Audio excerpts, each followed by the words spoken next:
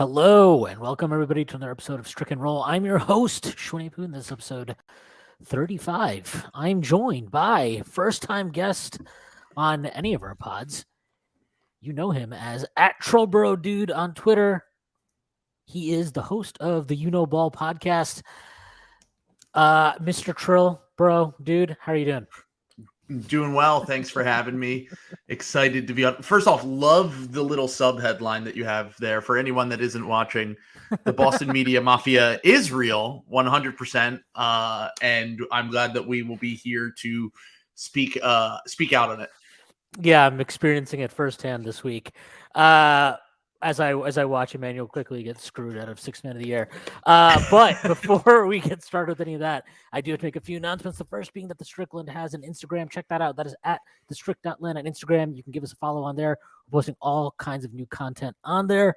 The Strickland also has a YouTube channel. And if you're watching this podcast, you should hit like, and then you should subscribe to the channel if you haven't already done so. That would be a huge help to us. Furthermore, the Strickland has new merchandise. I'm not wearing any of it right now, but it is out there. Check it out. It is on our website. You can take a look. We have t-shirts, sweatshirts. I'm not sure if you want to buy a sweatshirt right now, but maybe you want to stock up for next winter. Sweatshirts, fleece pants, shorts, whatever the fuck you call them, and all kinds of other stuff. Hats. Also, the Strickland also has a Patreon which you can subscribe to. There are a number of different tiers. There's a $6 tier that gets you access to Pod Strickland that I host every Friday with Prez. You also get access to the Strickland mailbag that is hosted by Andrew Steele, aka Doug, aka the Doug Bag, alongside Dallas Miko. That comes out every other week. You also get access to the Strickland Discord where the conversation never stops. There are further tiers. There is a $9 tier that gets you access to Strick and Roll, this pod right here, my solo pod, where I rant and rave about the Knicks even more. You also get access to wonderful premium articles by Matthew Miranda, one of the best in the business. There are further tiers. There's a $15 tier, $30 tier, $50 tier, $100 tier. Those come with a variety of additional benefits like listening on our pod recordings, merchandise discounts, and even potentially co-hosting a podcast alongside yours truly one day. Whether you choose to subscribe or not, none of this would be possible without you. So now that I got done with all of that, let's get started here. So you're a Sixers fan. That's correct. Fortunately. The Sixers are playing our little brothers in Brooklyn, the Brooklyn Nets.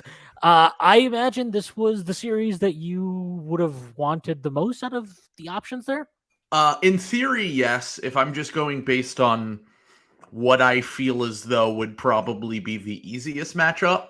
It's kind of like last year when everyone was aiming for the Bulls and the Bucks ended up getting them. And as my co-host of the podcast, who actually is a Celtics fan, Sam Sheehan, has said, basketball karma is real and that you shouldn't try to target a specific team for a matchup in the first round or the second round or whatever. You just play who's ahead of you. You beat who's ahead of you. You can't be scared of anyone. I mean, I guess I'm glad we got the Nets because I do feel as though it is probably the easiest matchup. But at the same time, I personally wanted revenge on the Hawks and the Heat. So it's a little bit of a contradiction for me, or a conflict for me, I should say, because I feel like having had the Sixers' recent history of second round flameouts, we don't really get like a lot of playoff wins that are super satisfying. It's not to say that and like a playoff win in itself matters. Like people should care more about getting to the playoffs, winning a round of the playoffs. I care. Of course. You're a Knicks fan. You guys are making it back and you have a shot to win one this year. But I think that in general, the championship or bust or conference finals or bust thing is kind of a toxic mindset. But when you only play a certain amount of like good teams and beat whoever's in front of you in the playoffs, it's nice to have one where it's like you take some personal joy in it. And like we've beaten the Nets in the first round before. This isn't the same Nets team as before when they had Kevin Durant and Kyrie. And then obviously there's no Ben Simmons playing in this series either. So like there isn't really any sort of revenge factor. I love Mikal Bridges. Obviously the Sixers drafted him, traded him away on draft night, broke everyone's heart in the Philadelphia region because we were huge fans of him. And there's really no one on the Nets that I really don't like. Spencer Dinwiddie's annoying, but we've already beaten him in a playoff series. I would have loved to beat the Heat in a down year for them, and just because of last year, and the Hawks because 2 years ago that kind of broke my soul. So those are the two teams I hope to face in terms of like getting something from the playoff series. But I certainly think that the Nets are, I guess, the easiest of the lower seeds. Yeah, I just think this is like a terrible matchup for Brooklyn. Nick Claxton, who, bless his soul, has convinced Nets fans he is a Defensive Player of the Year candidate. He is going to be it's just a bad matchup for him. I mean, Yeah, it's tough.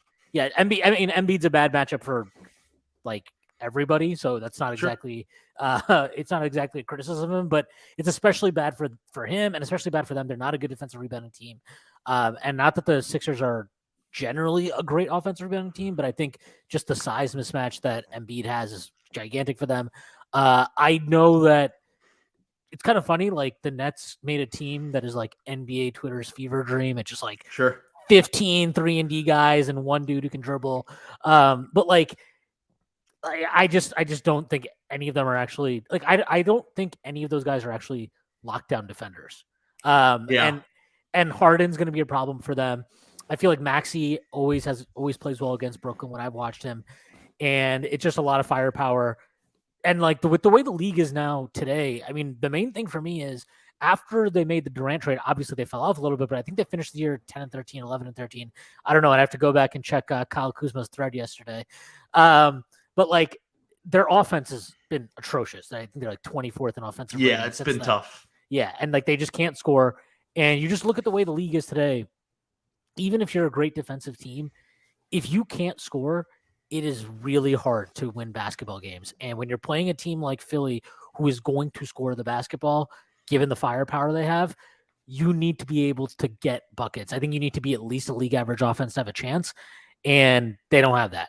So again, and like, you know, the Dinwiddie thing is, I can't stand the guy, but like, he's literally the only guy in the team that can kind of create, unless you want to depend on the Cam Thomases of the world, which based on Jacques Vaughn's decision-making is like not really something he wants to do. And which, by the way, makes no sense to me. Like the second you trade Kevin Durant and Kyrie Irving, the season is over. This is and look, I get it. Cam doesn't, he doesn't try on defense, doesn't pass the ball a ton. People might not perceive him as like a winning player or whatever. But he's 21 years old and scored 40 points in like 4 games this year.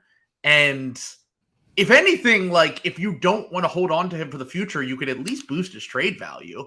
Like, what is the point of kind of getting yourself to this conclusion where you're going to go into this first round matchup where you don't really have a chance to win the series and you're also taking away reps from your young players? It doesn't make any sense in my brain at all. Well, like, I think this is, so it's kind of funny, like, at the start of the season, and all off season, actually, and even, like, the first quarter of this season, I would say, I felt like when I was watching the Knicks, I was like, there's a direction here that you can go in that makes sense, and, like, you're not choosing it because you're just not. Like, you're starting Evan Fournier, you're playing Derrick Rose over quickly, you're, like, not, and so, like, 23 games in the season, they were like, okay, fuck this, like, Rose and Fournier are out of the rotation. Reddish is out of the rotation. Your favorite player, who you love tweeting about.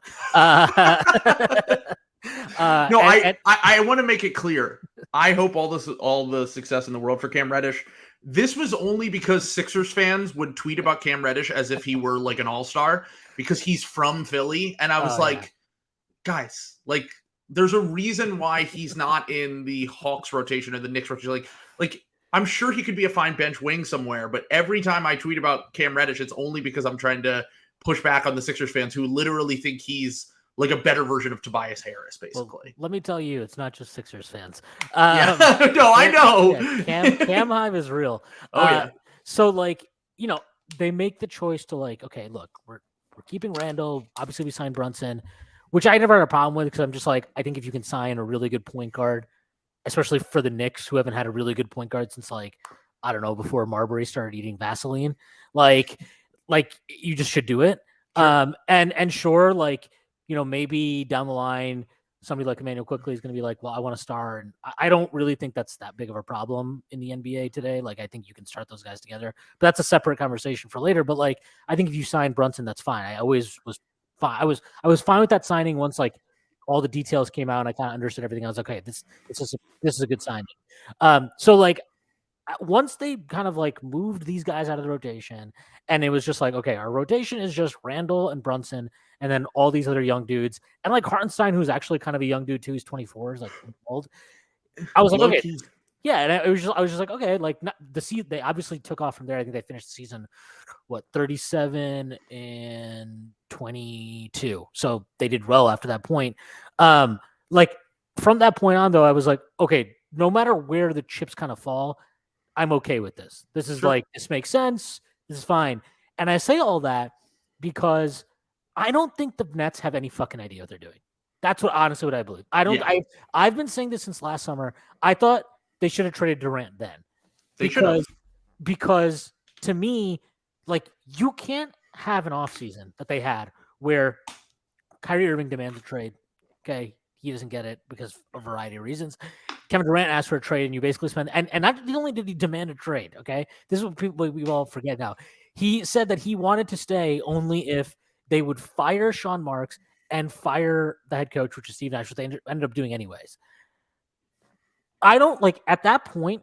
If you're keeping him, that's not a show of power. That's a show of we don't have any idea what we're doing.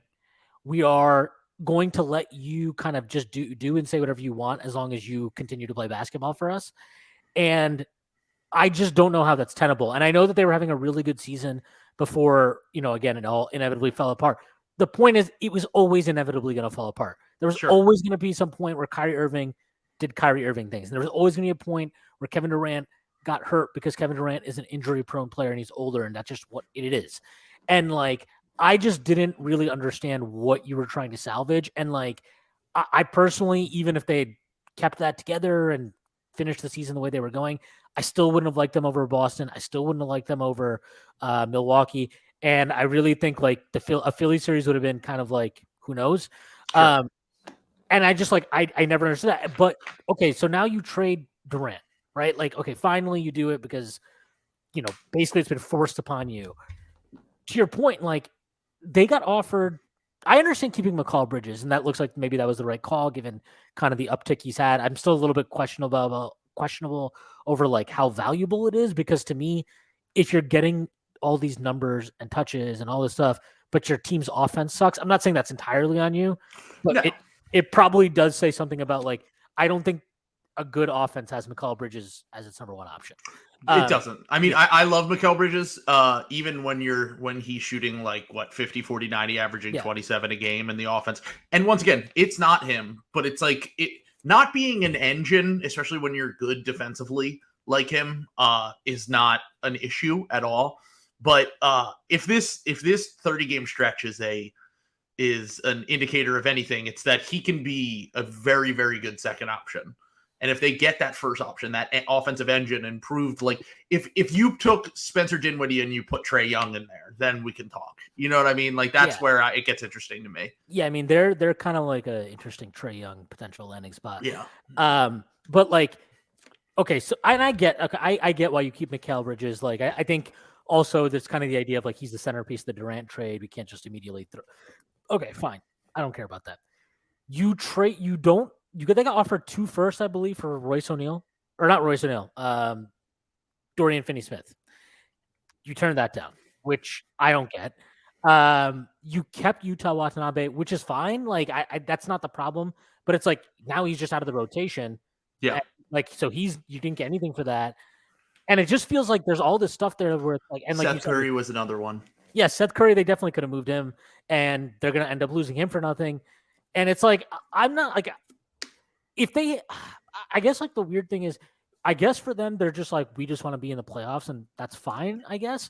But to me, like you probably could have just ended up in a playoff spot, even if you had given a couple, like, I mean, with how many guys they have that are just kind of like rotation caliber guys, I don't see how losing dudes that had trade value and probably were peaking at trade value at this deadline I don't see how that was a problem. And I really think this deadline for a lot of teams, they're going to look back and regret not trading some of these dudes because, like, what did Masai got offered like 4 firsts for OG Anunoby or something? Yeah, And I mean, the Masai that trade for Jakob Poeltl is one of the most confusing things I've ever seen. Like at the day that it happened, we woke up the next morning. Obviously, it got overshadowed by Durant getting traded because both of them happened kind of in the middle of the night.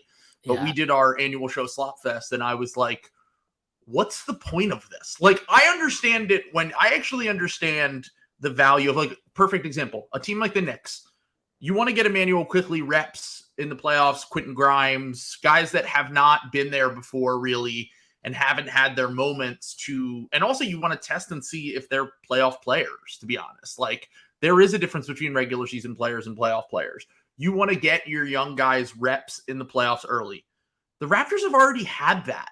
Like, they've already had their, like, Fred VanVleet was a part of a championship rotation. Pascal Siakam, OG Anunoby had the next, 2 of the next 3 years they make the playoffs. These guys have been in big playoff games. Going back to 2017, these guys have been in big playoff games. The Jakob Poeltl trade and not selling as high on OG Anunoby as you possibly could is just, it's baffling to me. None of it makes any sense in my brain at all. Yeah, and the other thing with the Raptors is, like, you trade for Poeltl, he's a free agent. Fred VanVleet, he's a free agent. Gary Trent Jr., he's a free agent. Like, if you didn't, and OG Anunoby is going to be a free agent in a year's time after the summer, like, are you paying to keep this core together? And, like, what does that do for you? To interject, hold on one second. Who is paying Jakob Poeltl more than the MLE this offseason? There's not enough cap space to go around that you couldn't have even gotten access to the MLE and then just given it to him. He wanted to go there anyway, probably. So, like, I don't know. It just didn't. The trade in itself is just a reflection of doubling down on a philosophy that worked one time because you happen to make the Kawhi Leonard trade at the perfect moment, all the stars aligned, and never budging off of that, despite the fact that you now have a pretty decent sample size of it just not really progressing towards anything. And obviously, all of this wouldn't matter if Scotty Barnes made the leap that they had anticipated. But by the halfway point of the season, you knew that wasn't happening. And you knew that this probably was, maybe a first round exit was your ceiling, but that was the best case scenario, getting destroyed by one of the top 3 teams in the East. It just doesn't make any sense to me. Yeah, and it's like, I mean, they don't have ball handlers. Like, they have one guy, and VanVleet played the entire second half yesterday because they literally can't function when he's not on the floor. Yeah.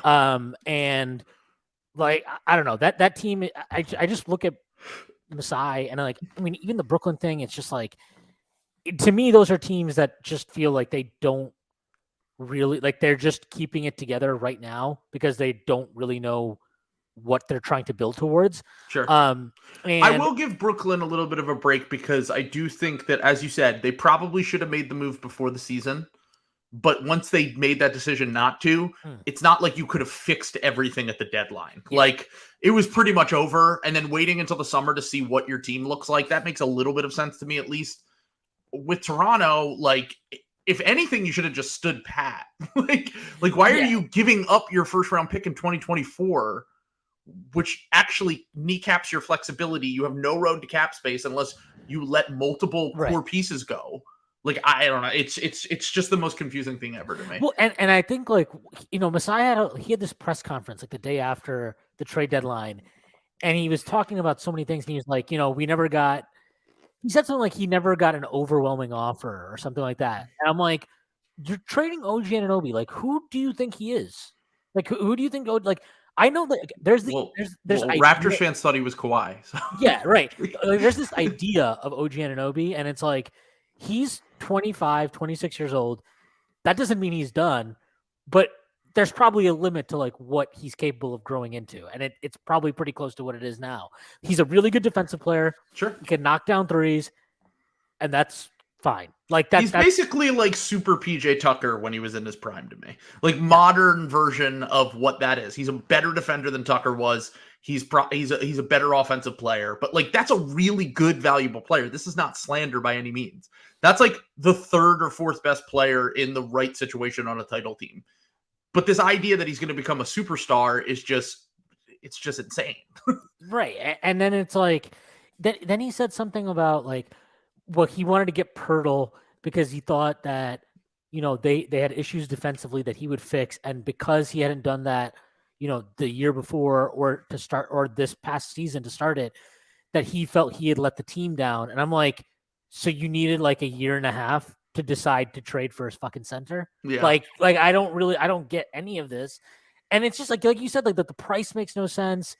And it's all like, the other weird thing is too, it's like maybe if Masai was on like the hot seat, I'd get it. Like, right. Okay, he's trying to do something, he's trying to take a swing, but like he's not on a hot seat. So he's the most job security in the NBA, probably.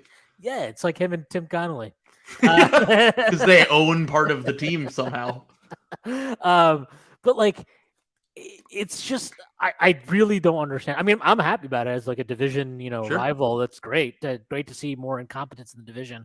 Yeah. Lock up that core for a decade. Yeah. I'm in for it. God knows that the Atlantic Division has had much fun in an incompetent Knicks franchise for the better part of 2 decades. Sure. But like, yeah, like I don't know. I just look at that and then I look at like kind of because it's funny when the Knicks. So when they hired Leon Rose, that was like there was all these rumors going around before they even hired Leon. I mean, there were actually like no rumors of them hiring Leon Rose until like it happened one morning, and it was just like, oh, the Knicks are hiring Leon Rose, and I'm like, what? What are we doing?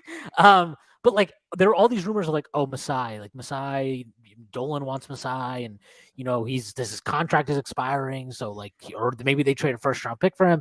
And I like look back at that, and I kind of look at like where the Raptors are now. And I look at where the Knicks are now, and this isn't to say like the Knicks are the most well run team and the Raptors the most disastrous run team, but like I kind of like the genius Masai stuff.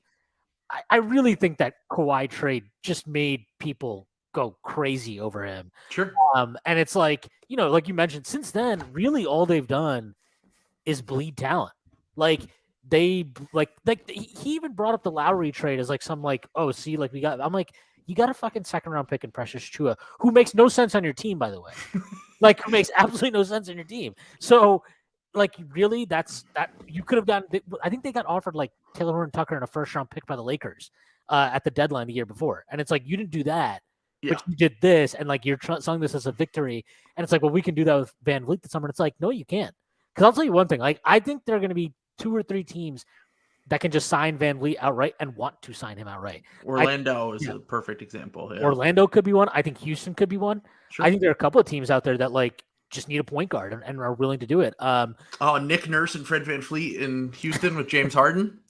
You're still playing 45 minutes a night. Yeah, exactly. Yeah, Harden would love that. So it's like you never left, Fred. But like, I think the Van Vliet one is going to be a disaster. And then, and the thing with Van Vliet too is like he's what 28, so he's not 29. Yeah, but he's not at like when they kind of like rolled the dice with Lowry. You kind of knew like, okay, Lowry's going to get a bag somewhere, but he's going to go to a team that's like good and like wants to compete, and like he's not just going to go. Like this is like Van Vliet this is bag time. This is not like he wants money. He said it. Yeah, he wants money. He's won a championship, so it's not like he's chasing a ring or something. I think they really messed that up, and I'm happy about that. A team that unfortunately referenced in my little bar here that is not messing up a ton is the Boston Celtics, which is amazing because they've had such an interesting summer last year. Are you like mortified of playing them in the second round? Yeah. I mean, I think they're the best team. I think they're going to win the title. So I guess yes. And I'm just kind of annoyed because I think that once again, the Bucks and the Celtics have a way of just getting away with it all the time. Where like no matter what happens, whether it's like the Kyrie thing or like with the Bucks, it's like Brook Lopez has a back injury and he comes back at 34 after back surgery and is somehow better. And you're like, all these things that always happen to the Bucks and the Celtics literally just never happened to the Sixers. Like, it's like, oh, cool, this guy was supposed to be out for 2 weeks, and he's actually out for 2 months. Like, I feel as though the cosmic fortunes of the Sixers and the Bucks and the Celtics are just completely the opposite. And it feels as though I've been talking about this for a while. Like, this is the season that I feel as though Embiid's at the peak of his powers. It's by far the best Embiid season. We've had a little bit of a Harden revitalization, although I think some of it was at least covered up by some hot shooting for the first few months of the season, to be honest. I talked about this a lot where I was like, don't get me wrong, like, Harden's had a great season, but like, he's not going to shoot 40% on high volume from 3 the whole year. Like, he never has in his career. And like, if he does, great, but like, I don't know how sustainable that is in a playoff setting. So I think between the combination of that, obviously you're getting strides from Maxey, improved depth with Melton, and sometimes Paul Reed, depending on, how Doc Rivers is feeling that day. This is probably the best and deepest Sixers team of the process era. Like, even that Jimmy Butler team was super thin. Like, we were counting on guys off the bench. Our backup center situation was even worse than it is now. We were counting on James Ennis, who we got off the scrap heap, and God. Mike Scott, who was a throw-in to the Tobias Harris trade. And this tattoo legend, Mike Scott. Yeah. Oh, was actually my good friend from childhood who got that. Oh wait, are you talking about his tattoos? Yeah. Okay, my friend actually got a Mike Scott tattoo when he was on the team, and it went viral like 4 years ago. Yeah, but yes, he is the emojis, and Mike's. I have mutual friends with Mike, and he's a great guy. But the thing about that year was that team was completely built on the fly. They were finding guys on the scrap heap, and while Jimmy was awesome, and especially in the playoffs, like. Going into the playoffs, the vibes were actually very bad that year, and people don't remember it. We kind of sucked down the stretch of the season. There was a lot of turmoil with Jimmy and Brett. Weren't there articles that were coming out about, like, there were already articles coming out then that I was like, oh, like, they're going to get rid of Jimmy this offseason. It was basically like when the Tobias trade happened, it was kind of like, this is insurance in case Jimmy leaves, which... I mean, I actually, at the time, I agreed. I didn't agree with how much we gave up in the Tobias Harris trade, but at the time, I agreed with the amount of chips to push in. If you think Jimmy Butler's going to leave, then you should make that kind of trade. Maybe Tobias wasn't the right player, and maybe we gave up too much, but the idea behind the trade, I didn't hate in itself. And you're dealing with a limited market at that time. It's just like who's on the market, right? It was like him or Nikola Mirotic, who was unplayable for the Bucks in the playoffs anyway. So like it was basically like slim pickings at that deadline in terms of who the Sixers could have realistically acquired. Like, I know a lot of fans wanted us to go after like Harrison Barnes and Jeremy Grant and stuff, but they weren't available at that deadline. And Tobias was, and I think we probably paid 1 first-round pick too much. We smartly sold high on Landry Shamet, who everyone was, dying over the fact we gave him up. And I was like, he's fine, but like, I don't know. He had that playoff game that year too, and everybody's like, oh my God. The Sixers! And then I was like, he made like, this happens, and I'm guilty of it too with Isaiah Joe, but the difference between Isaiah Joe and Landry Shamet is that we gave up Isaiah Joe for nothing. Like we literally just let him walk, and I was like, wait, he's good. Why are we doing this? Like but anyway, he's the most Morey player too. Yeah, I know. Just the most efficient, only threes and rim attempts. Like that's like his whole bag. But the 2018-2019 team was before this year the best team that we've had. We ran into a Raptors team that honestly we just matched up with really well. We had a ton of size. Defensively, we were able to kind of, muck up some games and make it really tough for the Raptors to score in the half court. And they also shot really poorly from the field that series as well. So that was, obviously the furthest we've got being within a shot of the conference finals, obviously. But this year's team, I feel as though is better than that team. The problem is I think that the Celtics are a worse matchup for us. And I think that the Celtics have proven to be the worst matchup for us the entire Embiid era because of the fact that they have 2 wings. Even before these guys became as good as they were, they gave the Sixers problems. 2 wings that you essentially, the problem with playing the Celtics every time is that you need to have 2 guys that you can trust defensively to slow down Jason Tatum and Jaylen Brown. And anytime that's ever been the case for the Sixers, they're always taking something off the table on the other end. So offensively, Ben Simmons obviously had his issues in the half court.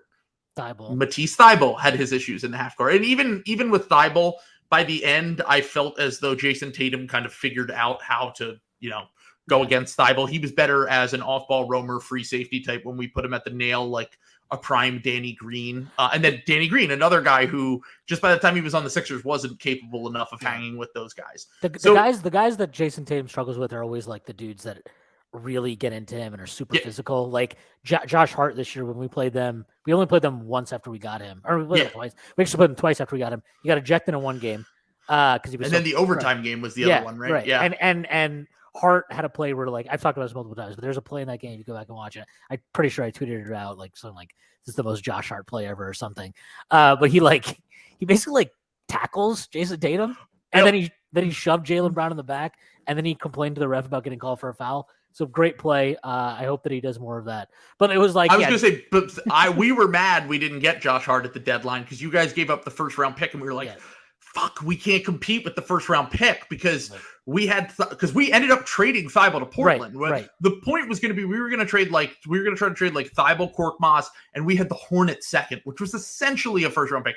It's probably going to be about 10, 12 spots behind where your guys' first is this year.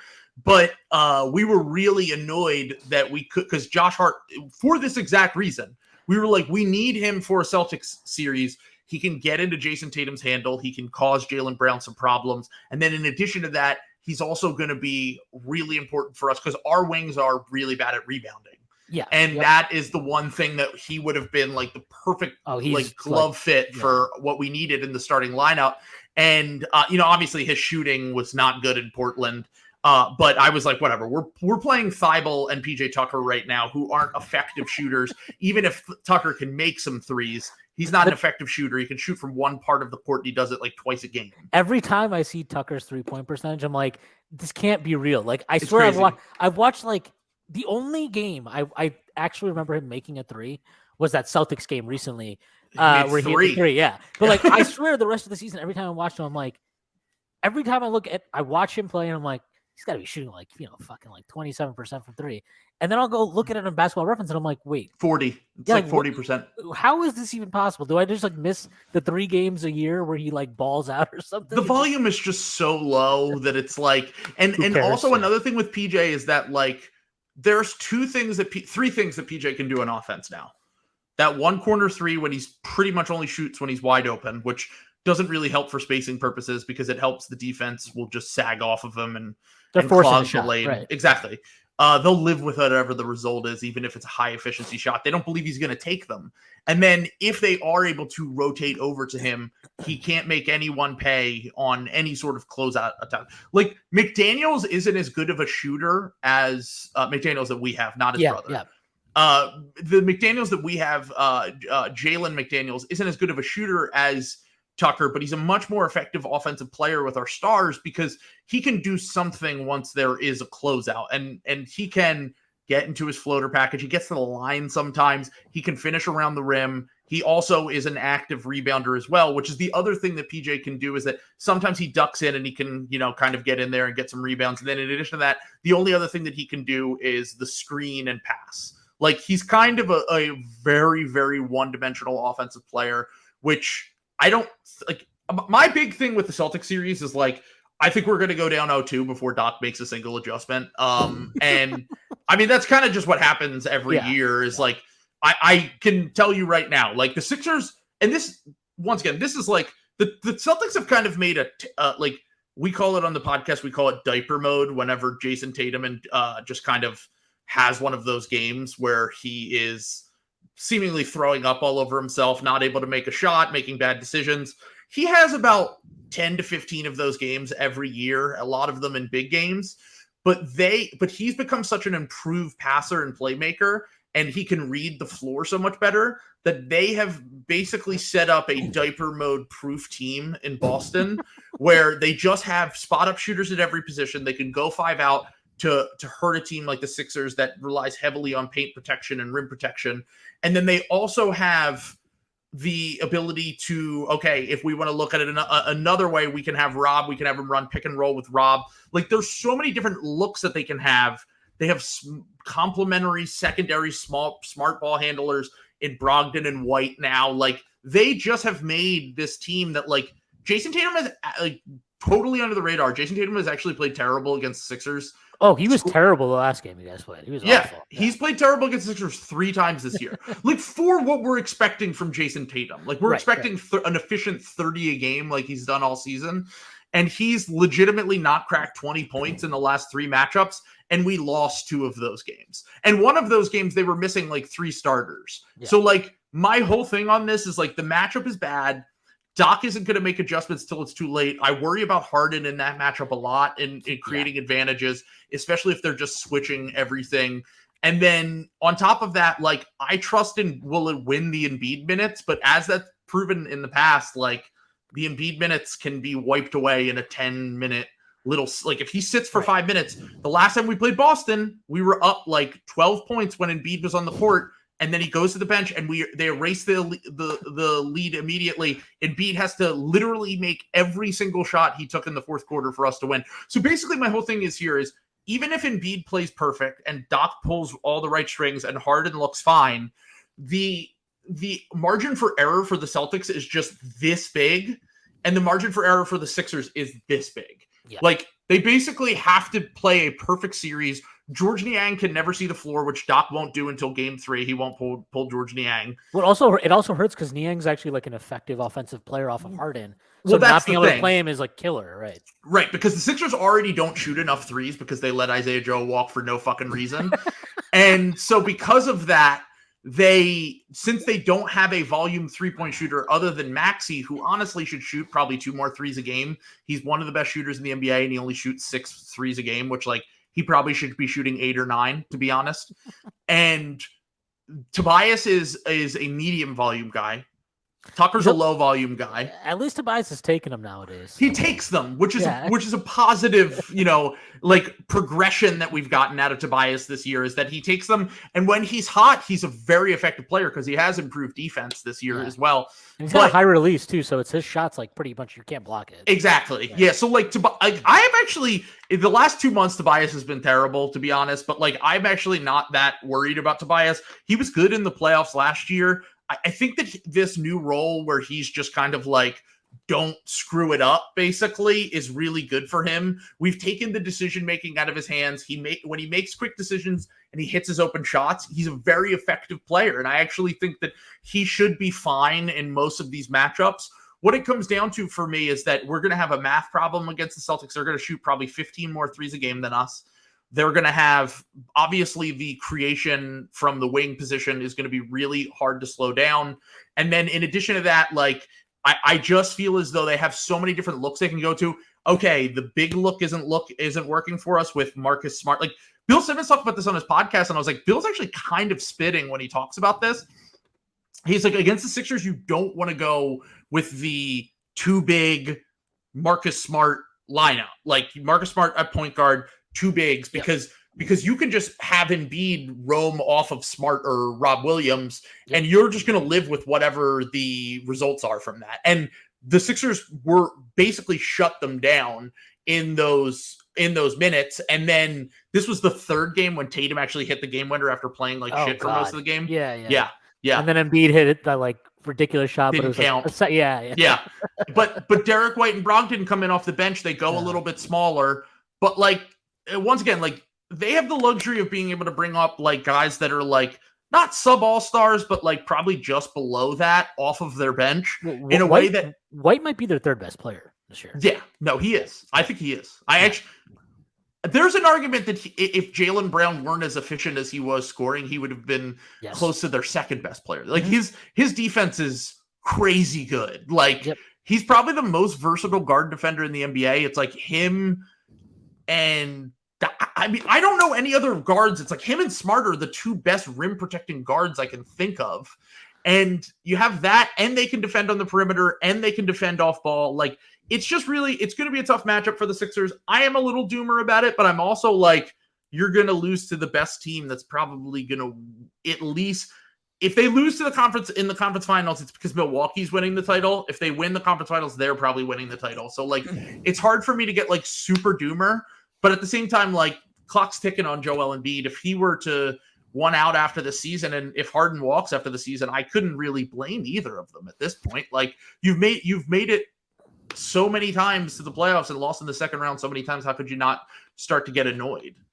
Yeah, I mean, I think so. One thing actually, though, I will say about Boston, and you guys just don't have the type of guards that, like, the guards that really fuck them up are like smaller guards, not like super small, but like 6'1", 6'2", shifty off the bounce. Like Brunson has cooked them this year. Quickly has cooked them this year. They just have trouble matching up with those guys. I mean, Steph is his own thing, but we saw in the finals last year, obviously, Sure, Steph absolutely destroyed them. Like, they just, and Smart is like, that dude like looks like he just lives in the gym now. So like, he's like gigantic. I think you said Derek White is gigantic. So they just struggle more with those smaller, shifty guys, I think. And you guys don't really have that. I mean, Maxi's like obviously super fast. I wouldn't say he's shifty. Like, I don't think that's like what his game is. no, He's his like, lateral quickness is actually not quite at like, that's like the one part of his athleticism that's like not great. And then also in addition to that, like, they're just really physical with Maxi, and he struggled with that. Like, he actually played the first game of the season, he was fantastic against them, and then the rest of the games he played, I'm not even exaggerating, probably the 3 worst games he's played all year was against Boston. It's a bad matchup for him.